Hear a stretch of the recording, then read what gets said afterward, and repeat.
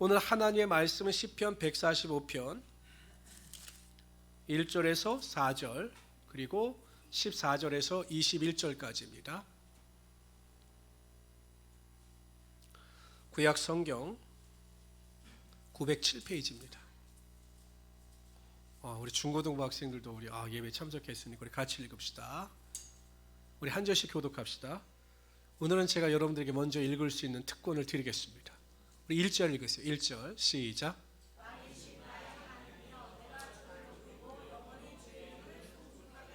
내가 날마다 주를 송축하며 영원히 주의 이름을 송축하리이다. 여호와는 위대하시니 크게 찬양할 것이라. 그의 위대하심을 측량하지 못하리로다. 대대로 주께서 행하시는 일을 크게 찬양하며 주의 능한 일을 선포하리로다. 우리 14절 읽읍시다. 시작.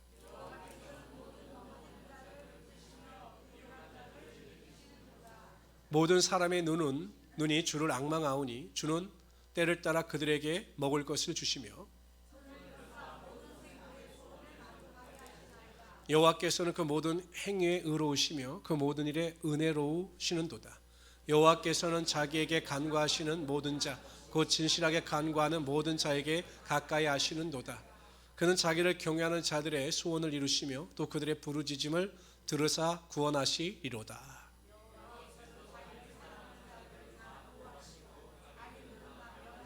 우리 21절 다 같이 읽읍시다. 시작.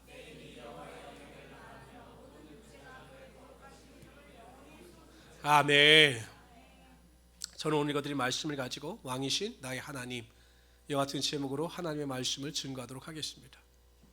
제가 이번 주에 화요일인가 언젠가 교회 나와 있다가 날씨가 너무 좋아서 이 안양천을 산책을 했습니다.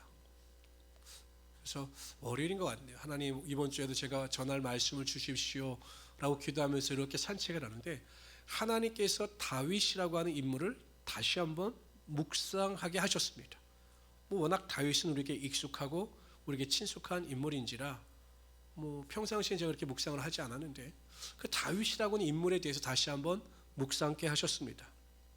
그러다가 제가 문득 든 생각이 다윗은 참 문제가 많은 사람이었다라는 것이었습니다. 야, 참 문제가 많다. 보세요 여러분, 우리아의 아내 밧세바와 간음을 했습니다. 사회적으로 엄청나게 비난을 받을 수 있는 일입니다.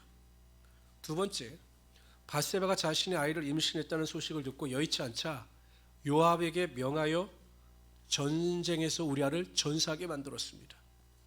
제가 본 법은 잘 모르겠지만 살인 방조죄, 아마 살인 교사죄 같아요. 살인을 죄에서 조정했으니까 살인 교사죄 정도, 아니면 미필적 고의죄 이렇게 해당되는데 이건 실형입니다. 실형, 구속이에요. 구속.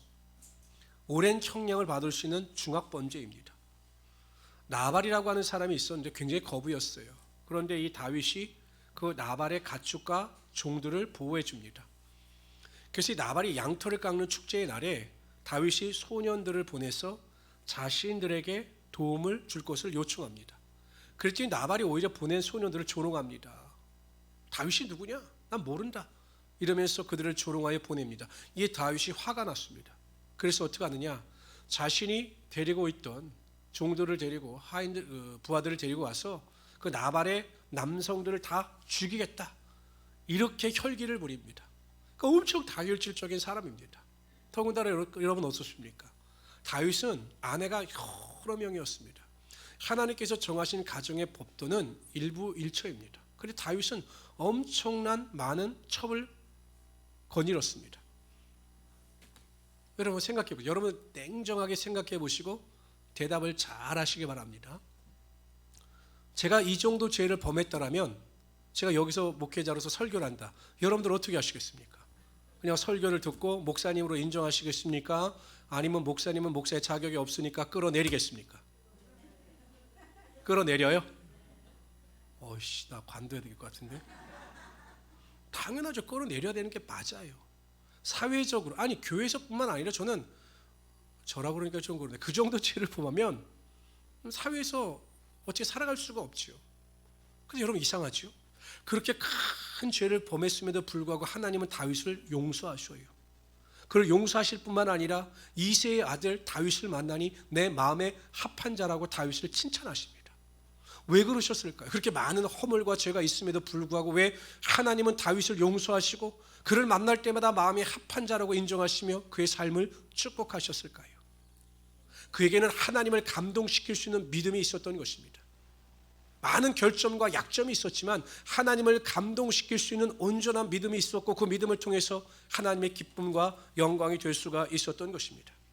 그 신앙 가운데 가장 핵심이 되고 기초가 되는 신앙이 오늘 본문의 고백입니다. 나의 왕인, 왕이신 나의 하나님. 이것이 다윗의 신앙의 기초였습니다. 하나님께서 나의 삶의 왕이 되시며 하나님께서 나의 하나님이 되시기 때문에 내가 하나님 앞에서 범죄하지 아니하고 그 말씀에 순종하며 살아간다라고 하는 믿음의 결단과 선택이 그를 하나님께 영화롭게 만든 것입니다. 여러분, 다윗은 가만히 살펴보면 죄를 범하지만 똑같은 죄를 반복하여 범하지 않습니다. 그러니까 죄를 범하면 깨닫고 회개하지 않습니까?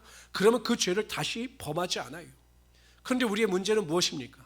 죄를 계속 반복해서 범한다라는 것입니다. 우리가 결단했으면 내가 그 죄를 범하지 않겠다라고 결단했으면 그 죄를 다시는 행하지 말아야 되는데 우리는 회개하고 결단해놓고 그 죄를 또 범합니다. 이것이 우리의 약점이거든요. 그런데 다윗은 일단 내가 딱 하나님 앞에서 회개하고 다시는 그러한 죄를 범하지 않겠다라고 결심하면 그 죄를 더 이상 범하지 않았습니다.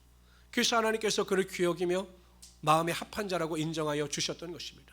성도 여러분, 하나님은 다윗처럼 하나님이 나의 삶의 왕이 되시며 하나님이 나의 하나님이 되심을 믿고 신앙의 열매를 나타내는 자들에게 함께하여 주셔서 다윗에게 베풀어 주셨던 하나님의 축복과 은혜와 능력이 반드시 나타나게 하여 주십니다.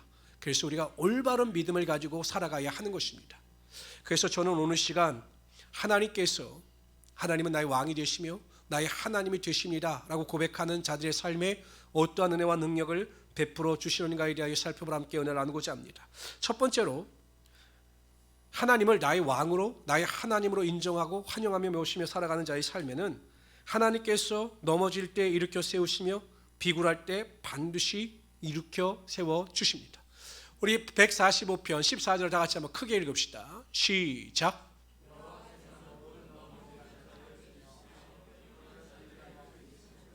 하나님께서는 넘어지는 자들을 반드시 붙드시고 비굴한 자들을 일으켜 세우시는 하나님이 되시는 것입니다.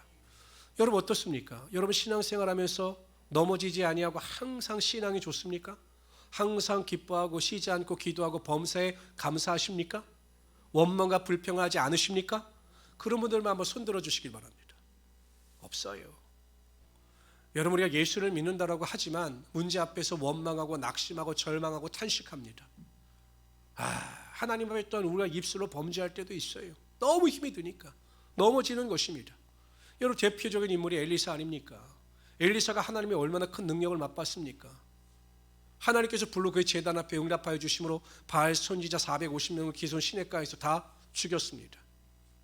그가 기도할 때 3년 6개월 동안 비가 내리지 않던 이스라엘 땅에 하나님께서 큰 비를 내려 주심으로 말미암아 모든 가뭄이 해소되었습니다. 아니 그 정도 능력 맛봤으면 그러한 하나님의 능력과 권세를 체험했으면 어떠한 일이 벌어지고 어떠한 조건이 있다 할지라도 원망하고 불평하지 아니하며 당당한 믿음을 가지고 살아나가는 것이 당연한 것 아니겠습니까? 그런데 여러분 아합 왕의 이세벨이 그 이야기를 듣자 이렇게 이야기합니다. 내일 이맘때쯤이면 바알 선지자들이 죽은 것과 똑같이 너도 죽임을 당할 것이다. 내가 너를 죽일 것이다. 이렇게 이야기를 합니다. 그 말을 듣자마자 그냥 주랭랑을 쳐서 광야로 도망을 합니다. 하룻길을 도망간 다음에 로뎀나무 밑에서 하나님께 이야기합니다. 뭐라고 이야기합니까? 하나님 나를 죽여주시옵소서. 아니 이게 방금 하루 전에는 그렇게 당당하고 위세 등등하던 그 선지자의 모습이 사라지고 그 로뎀나무 밑에서 하나님 나를 죽여주십시오 라고 한탄하고 절망합니다. 그래서 하나님께서 그를 죽이셨습니까? 그래 한번 내가 네 뜻대로 너를 죽여주마 이렇게 하지 않으셨어요. 그를 위로하십니다. 떡과 물을 통해서 그의 체력을 회복하여 주시고 또 말씀을 통해서 그의 사명을 회복하여 주셨습니다. 이것이 우리의 삶의 모습입니다. 제가 만나는 성도들도 항상 이래요. 넘어지고 쓰러집니다. 문제를 만날 때마다 탄식하고 절망합니다. 어떻게 하면 좋습니까? 라고 저 앞에 나와서 기도를 부탁하는 성도들도 많이 있습니다. 성도 여러분 그러나 그럴 때마다 기억하십시오. 하나님은 그럼에도 불구하고 악한 환경 가운데서도 포기하지 아니하며 하나님께서 나의 삶의 왕이 되시며 나의 하나님이 되심으로 이 모든 문제가 변하여 복이 되게 하신다라는 믿음을 가지고 기도하는 자의 삶에 그들을 일으켜 세우시며 그들에게 위로와 소망의 능력이 반드시 나타나게 하여 주시는 것입니다. 하나님께서는요, 여러분들과 함께 하여 주시요. 제가 어렸을 때 제 아들의 손을 잡고 이렇게 길을 가다 보면 잘 걷지 못할 때니까요, 막 이렇게 길이 안 좋은 데서 쓰러지려고 합니다. 넘어지려고 합니다. 그러나 넘어지지 않아요. 왜요? 제가 아들의 손을 꽉 붙잡고 있기 때문에 아들은 넘어지지 않습니다. 여러분, 하나님께서 뭐라고 말씀하시냐면 이사야에서 보면 나의 오른손으로 너를 붙들리라라고 말씀하셨습니다. 지금도 하나님께서는 하나님의 의로운 오른손으로 여러분들의 삶을 붙잡고 계시는 것입니다. 그것을 믿음의 눈으로 보는 자들은 넘어지지 않아요. 슬퍼하고 낙심하고 절망할 수 있지만 다시 스프링처럼 일어나서 하나님의 능력을 맛보게 되는 것입니다. 뿐만 아니라 하나님은 비굴한 자를 일으켜 세우십니다. 여기서 히브리어로 비굴한 자라는 의미는 다른 사람에게 머리를 숙이지 아니하면 살아갈 수 없는 연약한 존재예요. 그러니까 나는 그러고 싶지 않아요. 머리 숙이고 싶지 않아요. 남한테 아쉬운 소리 하고 싶지 않아요. 그런데 어쩔 수 없이 아쉬운 소리라고 내 머리를 숙여야 합니다. 그렇게 내가 비참하고 비굴한 인생이에요. 그런데 하나님께서 그러한 자들을 일으켜 세우시고 그러한 자들에게 인생 역전의 축복이 반드시 나타나게 하여 주시는 것입니다. 우리 직장 생활하는 남편들 그럴 때 있잖아요. 내가 정말 아내나 집사람이나 자녀들 아니면 내 직장 꽉 당장 관둘 텐데 내가 어쩔 수 없이 상사가 뭐라고 해도 아무리 어려워도 내가 못 간둔다. 참 우리가 마음이 비굴해질 때가 있지 않습니까? 그때 얼마나 속상합니까? 그럴 때 하나님께서 우리가 믿음으로 기도하면 우리와 함께하여 주셔서 그 자리 가운데 우리를 일으켜 세우시며 인생 역전의 축복이 반드시 나타나게 하여 주시는 것입니다. 사무엘상 2장 8절에 보면 이렇게 말씀하십니다. 가난한 자를 진투에서 일으키시며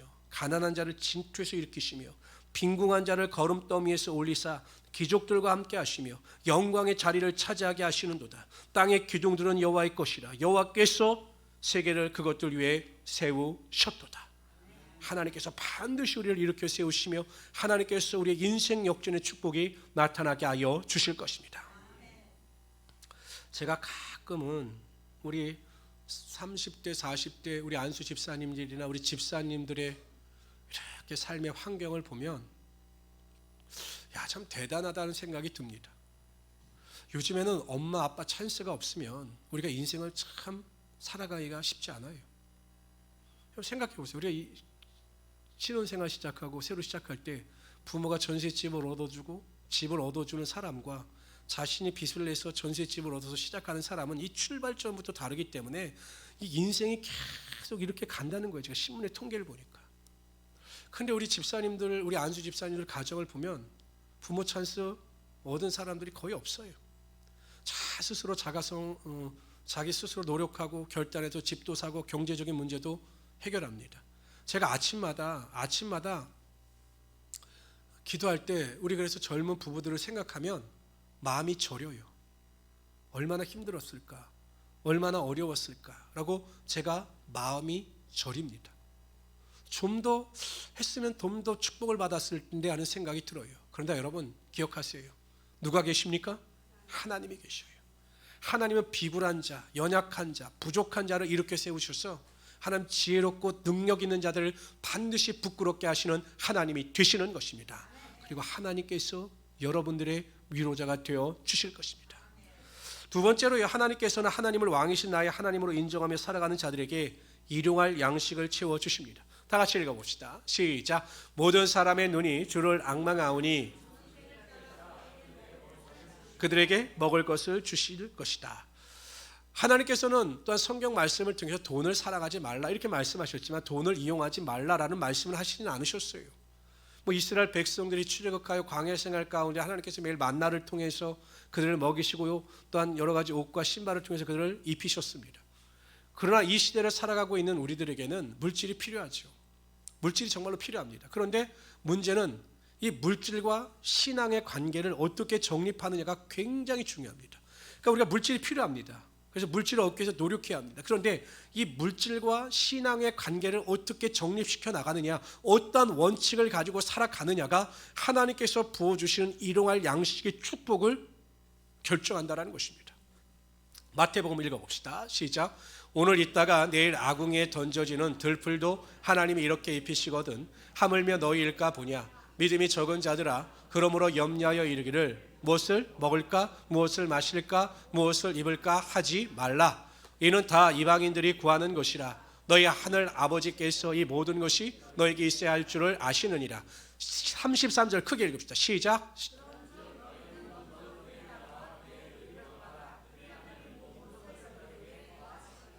이게 쉽게 이야기하면 세상 사람들은 이렇게 이야기합니다.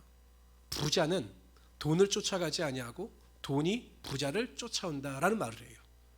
여러분, 애플의 창시자였던 스티브 잡스, 물론 그가 지금 암으로 소천을 했지만 스티브 잡스가 이렇게 이야기를 했습니다. 나는 한 번도 돈을 쫓아서 일을 해본 적이 없다. 돈을 위해서 일을 해본 적이 없다. 그러나 내가 일을 사랑하고 일에 대하여 만족하고 최선을 다하니 물질이 나를 쫓아오더라 라는 말을 합니다. 이게 세상도 그러한 이치를 가지고 있는 거예요. 매일 돈 한다라고 해서 우리가 모든 필요를 채우는 것도 아니고 풍성함과 거부가 되는 것도 아닙니다. 하나님께서 정하신 믿음의 법칙은 하나님의 나라와 하나님의 의를 쫓아 살아가는 자들, 즉 예배 생활과 기도 생활과 말씀 생활을 충실히 행하며 나가는 자들에게 하나님께서 모든 필요를 채워주시며 구하는 자들에게 풍성케 되는 축복이 반드시 나타나게 하여 주시는 것입니다. 구약 성경에 보세요. 아무리 너희가 노력하고 수고한다 해봤자 너희 웅덩이가 터진 웅덩이라는 것입니다. 그러나 하나님께서 웅덩이를 막아주시면 우리는 수구의 열매를 맺게 되어 있는 것입니다. 기억하십시오. 먼저 하나님의 나라와 의를 구하십시오.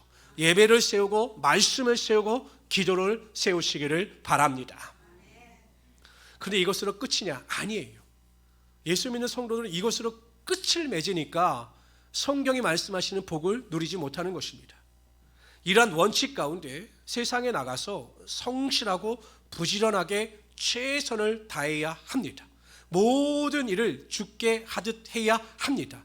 그러면 하나님께서 직장에서 높여주시고 사업장 가운데 하나님의 축복이 임하게 하여 주시는 것입니다. 두 번째, 전략하십시오.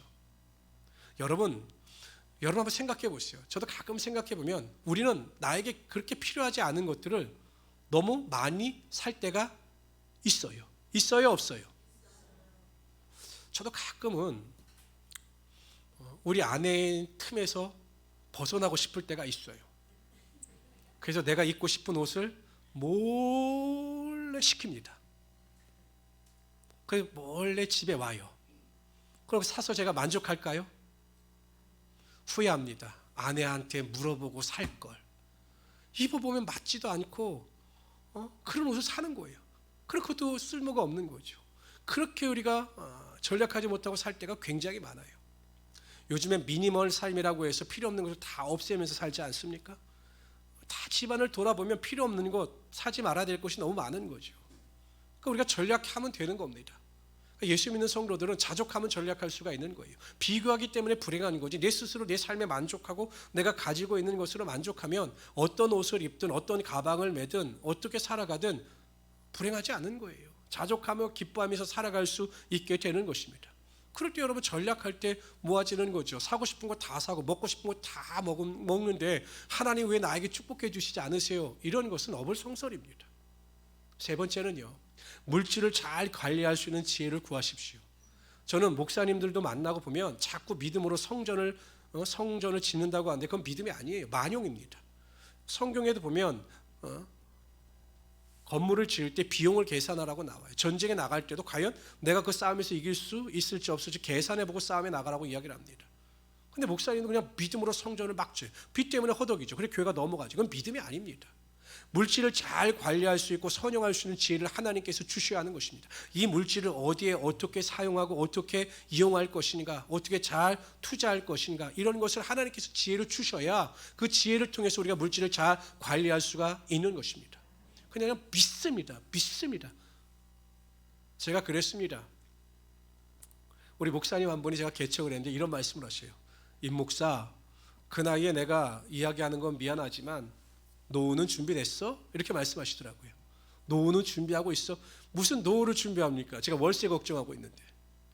그랬더니 목사님께 제가 이렇게 말씀드렸어요. 아유 목사님, 목회자가 무슨 노후를 걱정합니까? 하나님께서 은퇴하면 먹이고 입히시고 다 해주실 텐데 제가 무슨 걱정을 합니까? 전 걱정하지 않습니다. 딱 이야기를 했더니 목사님이 딱 한마디 하시더라고요. 국민연금이나 너 딴소리 하지 말고. 목회를 해보니까 그게 아닌 거예요. 그래서 제가 그때 조금 국민연금을 넣고 있습니다. 이게 하나님이 주시는 지혜거든요. 그러니까 우리는 너무 극단으로 가요. 물질에 대해서 극단으로 갑니다. 이게 아니면 저거예요. 근데 하나님께서 물질을 잘 관리할 수 있는 지혜를 주시며 이게 물이 다른 데로 흩어지지 아니하고 우리가 하나님 안에서 채워지는 역사와 축복이 반드시 임하게 하여 주시는 것입니다. 그래서 여러분 그 모아진 물질을 가지고 하나님을 위하여 착한 일을 위하여 넉넉히 베풀며 살면 우리가 다른 사람들도 존중받고 하나님께서 영광받을 수 있게 된다라는 것입니다. 세 번째로요, 하나님께서는 하나님을 왕이신 나의 하나님으로 인정하며 살아가는 자의 소원을 반드시 들어주십니다. 소원을 반드시 들어주셔요. 다 같이 한번 읽어봅시다. 시작. 그는 자기를 경외하는 자들의 소원을 이루시며 또 그들의 부르짖음을 들으사. 하나님은요, 하나님의 일을 이끌어 가실 때 억지로 하기 싫은 것을 행하게 하시지 않습니다. 하나님은 하나님의 뜻을 이루기 위해서, 하나님의 일을 이루기 위해서 하나님께 사용할 사람에게 그 소원을 주셔요. 거룩한 소원을 주십니다. 여러분 대표적인 인물이 느헤미야입니다. 하나님의 거룩한 성벽인 예루살렘 성벽이 무너집니다. 그 소식을 듣고 느헤미야가 슬퍼했어요. 그리고 그 마음 가운데 거룩한 소원이 생기기 시작합니다. 개인적인 소원이 아니라 내가 가서 하나님의 거룩한 예루살렘 성벽을 재건하고 싶다라고 하는 소망이 생깁니다. 이러한 소망이 있는 사람들은 반드시 기도합니다. 그래서 여러분 느헤미야가 금식하면서 기도합니다. 하나님 나에게 왕의 은혜를 입게 하여 주십시오라고 간절히 금식 기도합니다. 그랬더니 여러분 하나님께서 황폐문을 열어주십니다. 아닥사스다 왕의 마음을 주장하여 주셔서 느헤미야가 예루살렘 성벽을 재건할 수 있도록 모든 것을 물심양면으로 도와줬습니다. 그래서 여러분 52일 만에 예루살렘 성벽을 건축하는 하나님의 놀라운 기적의 능력이 나타나게 하여 주신 것입니다. 하나님은 이렇게 일하시는 것입니다. 한 여자아이, 흑인 아이가 태어났는데 1.8kg로 태어났습니다. 그러니까 60년대, 50년대니까 그때는 뭐 의학기술이 발달하지 않으니까 생명도 보장할 수 없었죠. 그런데 4살 때 열이 나서 또 소아마비에 걸려요. 그래서 의사가 진단하기를 평생 이 아이는 걷지 못할 것이다 라는 진단을 내렸습니다. 근데 이 아이가 9살 되었을 때 교정기를 찾는데 사람들에게 이렇게 이야기를 합니다. 나는 세상에서 가장 빠른 육상선수가 될 것입니다. 의사가 웃었습니다. 그렇죠. 보정기를 꼈는데 무슨 최고의 빠른 여자 육상선수가 될 수 있습니까? 없지요. 그러나 이 소녀는 포기하지 않았습니다. 교정기를 떼어나고 열심히 걷는 운동과 뛰는 운동을 했습니다. 마침내 15살 때에 그는 100m를 완주할 수 있는 체력이 되었습니다. 그때 육상 코치를 찾아가서 이야기합니다. 나는 세상에서 가장 빠른 육상 선수가 되고 싶습니다. 그리고 될 수 있습니다라고 이야기를 합니다. 그때 육상 선수 그 코치가 핀잔을 주지 않아요. 그래 해보자. 될 수 있을 것이다 라고 이야기를 합니다. 피를 깎는 훈련을 합니다. 포기하지 않습니다. 세상에서 가장 빠른 육상 선수가 되겠다는 그 소원을 쫓아 최선을 다합니다. 이 사람이 누구냐? 1960년도 로마 올림픽 때 100m, 200m 여자 육상 경기에서 금메달을 따고 400m에서 계주에서 금메달을 딴 윌마 루돌프라고 하는 여인입니다. 그리고 1961년 세계 육상 선수권 대회 100m에서 세계 기록을 세우기도 합니다. 이게 어떻게 가능할까요? 소아마비였던 한 여인이 어떻게 세계에서 가장 빠른 육상 선수가 될 수 있었을까요? 그가 죽었을 때 그의 묘비에 이 윌마 루돌프는 이렇게 써달라고 부탁을 했다고 합니다. 글귀가 이런 것입니다. 원한다면 무엇이든지 할 수 있다라는 것입니다. 원한다면, 거룩하고 강렬한 소원이 있기만 한다면 뭐든지 할 수 있다라는 것입니다. 예수 믿는 성도들은 도와줘. 하나님께서 우리에게 주시는 소원, 강렬한 소원이 있으면 하나님은 반드시 그 소원을 통해서 여러분들의 영광을 이루어 가시는 것입니다. 현재가 중요한 게 아니에요. 자꾸 현재를 바라보고 원망하고 불평하지 마십시오. 내가 처한 상황 가운데 더 이상 발전이 없는 것처럼 낙심하고 절망하지 마십시오.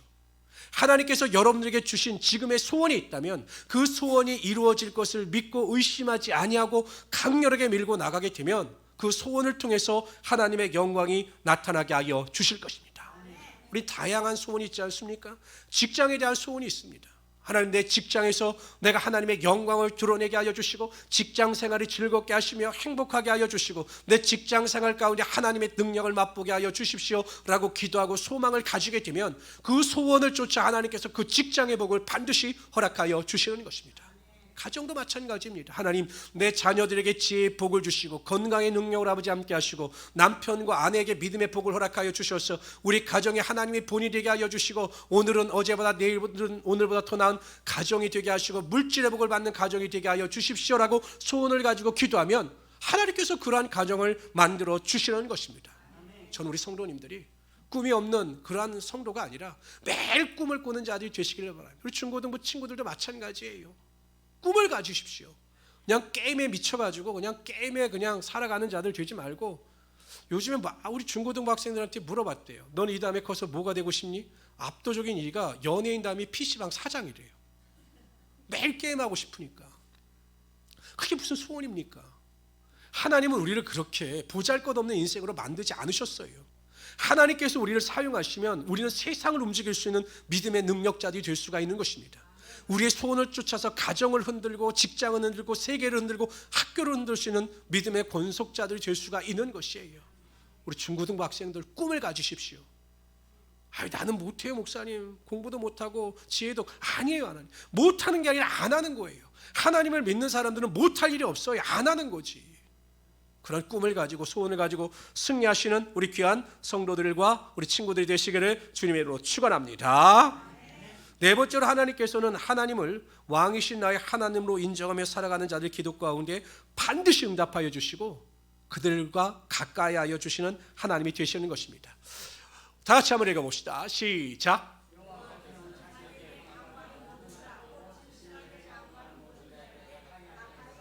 진실하게 간구하는 자들의 기도를 들으시며 그들을 가까이 하시는 하나님이 되신다라는 것입니다.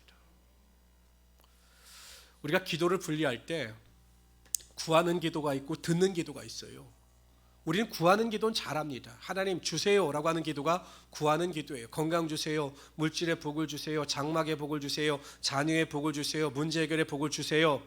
이렇게 주세요라는 기도를 많이 합니다. 이것이 받는 기도예요. 이것도 필요합니다. 그런데 중요한 기도가 있어요. 이게 듣는 기도입니다. 듣는 기도. 하나님의 뜻을 묻고 듣는 기도가 굉장히 중요합니다. 하나님께 물었을 때 하나님께서는 우리에게 오답이 아니라 정답을 허락하여 주시고 그 정답을 통해서 우리가 축복의 길을 걸어가게 하여 주시는 것입니다. 다윗이 막 도망자의 삶을 살 때 블레셋 군대가 유다 땅에 있는 그일라성을 공격했다는 이야기를 듣습니다. 일반 사람 같으면 신경 쓸 일이 아니죠. 왜냐하면 그 유다 땅은 사울 왕이 지켜야 될 그일라성이지 다윗과는 상관없어요. 그런데 모든 자신을 따르는 자들이 반대함에도 불구하고 다윗이 하나님께 묻습니다. 하나님, 내가 올라가서 그일라성을 구할까요? 라고 물어요. 하나님께서 뭐라고 말씀하시니? 올라가라. 내가 블레셋 군대를 치리다. 올라갑니다. 하나님께서 큰 승리를 거두게 하여 주시고 그일라성을 블레셋 군대의 손아귀에서 구원하여 주셨습니다. 그래서 그 그일라성에 머물게 됩니다. 근데 누가 신고를 해요. 다윗이 그일라성에 있다. 다윗이 그것을 알게 됩니다. 사울 왕이 그를 잡으러 옵니다.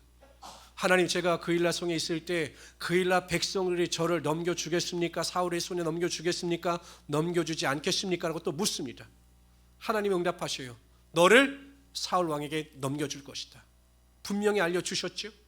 그래서 다윗이 어떻게 합니까? 바로 그일라 사람들을 탓하지 않아요.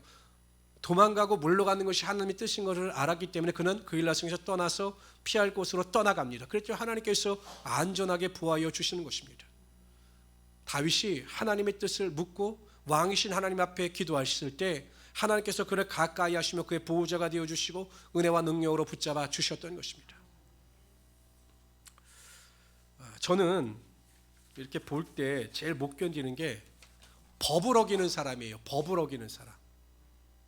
그러니까 주차든 뭐든 공중법규를 어기는 사람을 제일 싫어합니다. 그래서 꼭 잔소리를 합니다. 요즘 안 하죠. 왜냐하면 해봤자 싸움이 나니까 요즘 제가 안 하는데 꼭 지적을 합니다. 교회 안에서도요.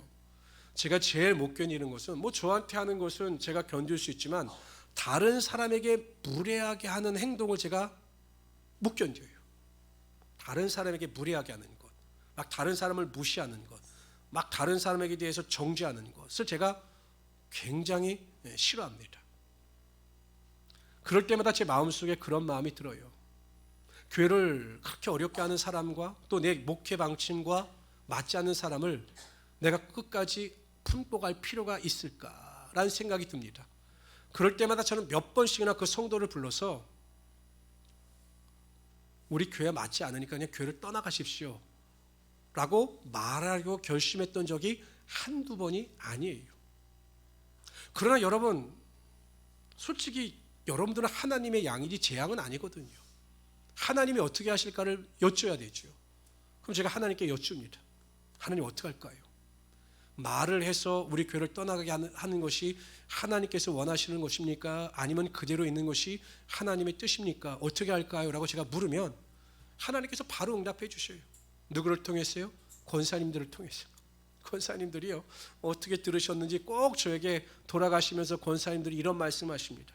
목사님, 속상하셔도 양이니까 목사님이 그들을 품어 주셔야 합니다. 그들을 불쌍히 여겨주시고 그들을 위해서 기도해 주셔야 합니다 라고 하나님의 뜻을 저에게 알려주십니다. 그래서 정말로 감사한 것이 지금 10년이 지났지만 제 입을 통해서 교회를 나가십시오, 떠나가십시오 라고 말한 적이 한 번도 없어요. 문제가 있을 때마다 하나님께서 다 해결해 주셨습니다. 우리 교회 부합되지 않거나 우리 교회에서 뭐 갈등을 일으키는 분들은 본인들 스스로들 다 알아서 떠나가셨어요. 물론 다른 곳에 가서 신앙생활을 잘 하고 계시죠. 그분들이 뭐 그렇다고 잘못된 것은 아닙니다. 우리 교회와 맞지만 않았을 뿐이죠. 내 생각보다 내 뜻보다 중요한 것은 하나님의 뜻이에요. 우리가 끊임없이 하나님의 뜻을 묻고 하나님께서 원하시는 것이 무엇인가를 물으면 하나님은 우리 인생 가운데 항상 정답을 해결해 주시고 알려주셔서 우리가 잘못된 길로 걸어가지 않게 하여 주시는 것입니다. 근데 문제는 우리가 하나님께 묻지 않죠. 항상 정답이 아니라 오답을 택합니다. 제가 고등학교 때도 보면 우리 친구들 중에 저희는 이제 연합고사 세대이기 때문에 매일 시험을 보면 항상 연필을 굴리는 친구들이 있어요. 그러면 320문제 중에서 100개도 못 맞춰요. 항상 굴리는데. 근데 우리 인생이 그래요. 항상 하나님을 의지하지 않으면 인생의 오답 인생이 되는 겁니다. 그러니까 하나님께 물으면 하나님께서 답을 알려주시면 정답 인생이 되는 거예요. 왜 매일 원망하고 불평합니까? 오답을 택하기 때문에 그래요. 오답, 정답이 아니라 항상 오답을 택하기 때문에 내 삶의 환경에 변화가 없는 것입니다. 묻는 기도를 통해서 오답이 아니라 정답을 택하시고 하나님의 가까우심을 통해서 하나님의 능력을 맛볼 수 있는 우리 성도들이 되시기를 주님의 이름으로 축원합니다. 신앙이라고 하는 것은 기초가 잘못되어지면 항상 방향이 틀려지게 되어 있어요. 제가 부산을 가려고 하면 경부고속도로를 타야 합니다. 호남고속도로를 타면 아무리 부산으로 가려고 해도 광주로 갈 수밖에 없는 거예요. 우리의 신앙의 기초가 어떻게 세워지느냐에 따라 우리의 삶의 방향성이 결정되어지고 신앙의 방향성이 결정되어지는 것입니다. 제일 중요한 신앙의 고백은 하나님은 저와 여러분의 삶의 왕, 주인이 되신다는 사실입니다. 그걸 인정하십시오. 그리고 그 하나님은 나의 하나님이 되신다는 것입니다. 내 뜻대로 내 생각대로가 아니라 하나님의 뜻대로 하나님의 인도하심대로 살아가는 것이 내 삶의 좌표요 내 삶의 기초라는 사실을 인정하시고 그러한 믿음을 가지고 살아갈 수 있는 우리 성도들이 되시기를 주님의 이름으로 축원합니다. 그러면 하나님께서 문제로부터 우리를 일으켜 세우시고 우리의 삶의 인생 역전의 축복이 나타나게 하여 주실 것입니다. 고난과 환난이 변하여 복이 되게 하여 주시고 낙심과 절망이 변하여 소망과 기쁨이 되게 하여 주실 것입니다. 두 번째, 때를 따라 돕는 은혜 가운데 우리에게 일용할 양식을 허락하여 주시고 우리의 모든 필요를 반드시 채워 주실 것입니다. 우리의 소원을 이루어 가실 것입니다. 우리가 기도할 때만 우리를 가까이 하시며 응답하여 주실 것입니다. 이런 능력을 맛보시는 우리 귀한 성도들이 되시기를 주님의 이름으로 축원합니다.